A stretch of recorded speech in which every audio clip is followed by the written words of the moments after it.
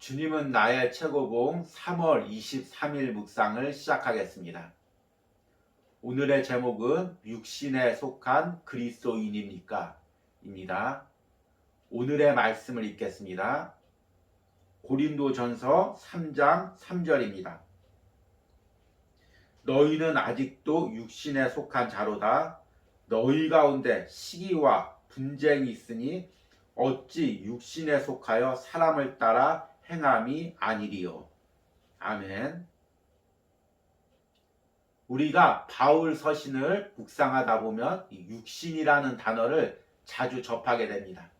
헬라어의 사륵스라는 단어입니다. 이 육신은 단순히 영과 대비되는 물질적인 것만을 의미하지 않습니다. 바울에게 있어서 육신이란 우리 안에 죄성과 결합된 죄된 본성을 의미합니다. 그리고 그리스도인이란 그 죄된 본성, 육신적인 소욕에 끌려다니는 삶을 사는 사람이 아니라 성령에 의해서 그 육신과 대항하며 거슬려 사는 사람을 의미합니다. 바울이 오늘 말씀에서 고린도 교인들을 책망할 때도 바로 이런 의미입니다. 그들에게 시기와 다툼이 있습니다. 그러나 시기와 다툼 그 자체를 책망하는 것이 아니라 육신의 본성에 끌려서, 죄된 본성에 끌려서 시기와 다툼을 행하는 그들을 책망하는 것입니다. 그래서 그들 보고 육신에 속했다고 이야기하는 것입니다. 그리스도인이란 당연히 육신된 죄된 본성과 싸워서 그것과 거슬리는 삶을 살아야 되는데 그것에 따라다니는 삶을 책망한 것입니다. 이 바울의 책망은 고린도 교인들을 향한 책망이 아니라 지금 우리를 향한 책망이기도 합니다. 오늘 묵상을 통해서 내가 육신의 죄된 소욕에 끌려다니고 있는 부분들이 무엇인지를 깨닫는 은혜가 있길 바랍니다. 오늘의 묵상입니다. 자연인은 육신에 대해 아는 바가 없습니다. 거듭날 때 우리에게 임하신 성령께서는 우리 육체의 소욕을 대항하시고 육체의 소욕은 성령을 대항합니다. 바로 성령을 대항하는 이 세력이 육신입니다. 성령을 따라 행하라. 그리하면 육체의 욕심을 이루지 아니하리라. 우리가 성령을 따라 행하면 이 육신이 사라집니다. 당신은 사나우며 사소한 일들에 쉽게 분노합니까? 그리스도인이라면 절대 그렇지 않습니다. 그러나 바울은 이러한 증상을 그들 속의 육신과 연결시킵니다. 성경 안에 당신을 짜증나게 만드는 진리가 있습니까? 그렇다면 이는 당신이 지금 육에 속한 상태임을 증거합니다. 만일 성화하는 과정에 있다면 그러한 마음이 있을 수 없습니다. 만일 성령께서 당신 안에 뭔가 잘못된 것을 발견하시면 당신에게 그 잘못을 시정하라고 부탁하는 대신 빚을 받아들일 것을 요청하십니다. 주님이 당신의 잘못된 것을 바로 세우시는 것입니다. 이때 빛의 자녀들은 당장 죄를 자백하고 하나님 앞에서 벌거벗은 듯이 서게 됩니다. 그러나 어둠의 자녀들은 변명합니다. 저는 그렇게 할 만한 이유가 있어요. 그 이유를 설명할 수 있어요. 빛이 들어와 자신의 잘못을 책망하면 빛의 자녀답게 죄를 자백하십시오. 그러면 하나님께서 잘못된 부분을 다루실 것입니다.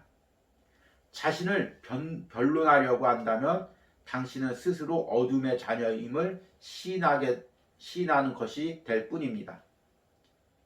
육신이 떠났다는 증거는 무엇입니까? 결코 스스로 속지 마십시오. 육신이 떠난 가장 확실한 증거는 실제로 현실 속에서 드러납니다. 하나님께서는 분명히 자신의 은혜의 놀라운 역사를 통해 당신의 육신이 떠났다는 사실을 스스로 확인할 수 있는 많은 기회를 주실 것입니다. 실질적인 확인이 곧 육신이 제거된 유일한 증거입니다. 이 일이 전에 발생했다면 분명 내 안에 짜증과 분노가 있었을 텐데 당신은 내면에서 하나님께서 하신 일을 보며 놀라게 될 것입니다. 아멘. 사람은 다 누구나 타고난 성향이 있습니다. 어떤 사람은 거칠기도 하고, 또 어떤 사람은 쉽게 화를 잘 내기도 하고, 또 어떤 사람은 쉽게 짜증을 내기도 합니다. 그런데 이 성향과 거슬리는 삶을 살 때 개인적으로 참 힘든 부분들이 있습니다.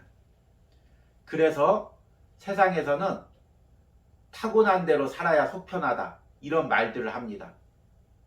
그리고 우리 기독교인들 안에서는 이것을 합리화해서 하나님이 각자 생긴 대로 쓰신다, 이렇게 이야기를 합니다.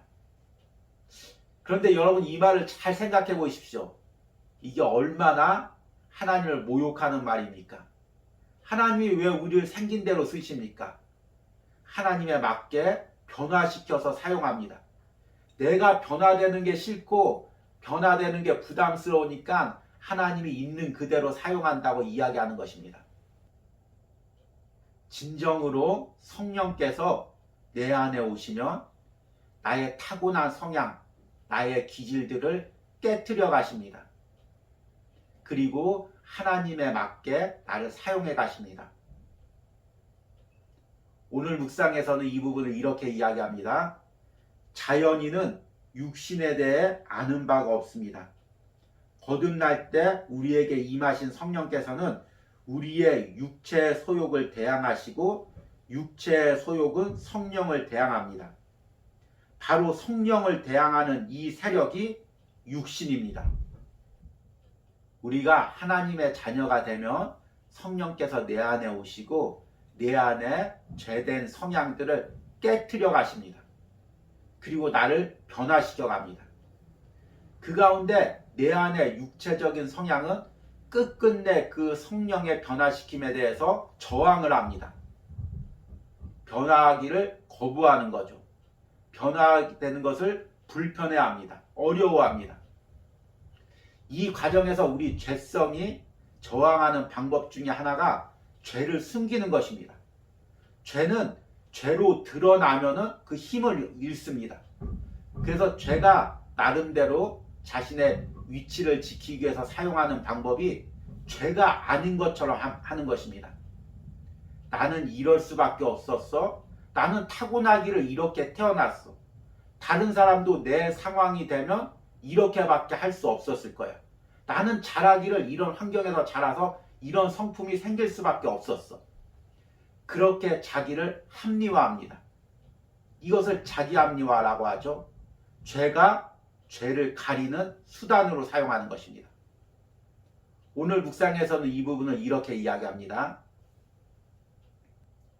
만일 성령께서 당신 안에서 뭔가 잘못된 것을 발견하시면 당신에게 그 잘못을 시정하라고 부탁하는 대신 빚을 받아들일 것을 요청합니다.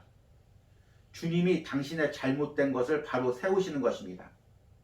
이때 빛의 자녀들은 당장 죄를 자백하고 하나님 앞에 벌거벗은 듯이 서게 됩니다. 그러나 어둠의 자녀들은 변명합니다. 오, 저는 그렇게 할 만한 이유가 있어요. 그 이유를 설명할 수 있어요. 빛이 들어와 자신의 잘못을 책망하면 빛의 자녀답게 죄를 자백하십시오. 그러면 하나님께서 잘못된 부분을 다루실 것입니다. 자신을 변론하려고 한다면 당신은 스스로 어둠의 자녀임을 시인하는 것이 될 뿐입니다.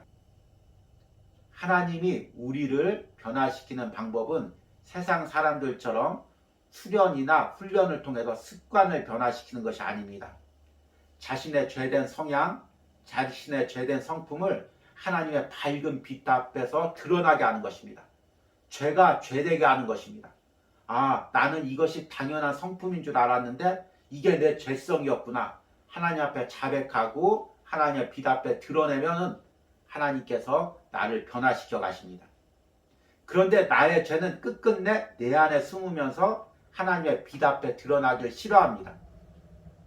나는 이럴 수밖에 없었어. 이런 환경에서 그러면 나보고 어떡하란 말이야. 계속해서 자기를 변명하고 합리화하며 죄가 빛 가운데 들어가 나는 것을 막습니다. 그러면 변화가 거부되는 것입니다. 육체의 소욕대로 끌려다니는 삶을 사는 것입니다. 오늘 이 묵상을 하면서 내 자신의 성향을 들여다보시기 바랍니다. 내 안에는 어떤 죄된 성향이 있습니까? 그리고 그것을 나는 어떻게 합리화하고 있습니까? 이 모든 합리화를 걷어내시고 하나님의 밝은 빛 앞에 부끄러워도 그 앞에 서시는 은혜가 있길 바랍니다. 오늘의 적용 질문입니다. 지금 내 안에 있는 죄된 육체의 성향은 무엇입니까? 그리고 나는 이것을 어떻게 합리화하고 있습니까? 이런 자기 합리화를 걷어내고 나의 죄성을 주님의 빛 앞에 드러내는 은혜가 있기를 바랍니다. 우리 기도하겠습니다. 하나님, 내 안에 성령님이 계시는데 성령님께서 나를 당신의 자녀로 만들어 가시는데 내 안에서 끝끝내 나를 고집하며 그 변화를 거절하는 나의 죄된 성향을 봅니다. 주님, 나는 이것을 어쩔 수 없다고, 나는 이렇게 살아왔기 때문에 어쩔 수 없다고 변명했습니다. 자기를 합리화했습니다. 그러나 이것이 하나님 앞에 내 죄된 성향임을 고백합니다. 이 모든 것들을 하나님의 밝은 빛 앞에 끄집어냅니다. 주님, 내 노력으로 내 방법으로 나를 변화시킬 수 없으니 주님께서 나를 깨트려 가시고 주님께서 나를 변화시켜 가 주시옵소서. 오늘 하루도 이 은혜가 있길 소망합니다. 예수님의 이름으로 기도했습니다. 아멘.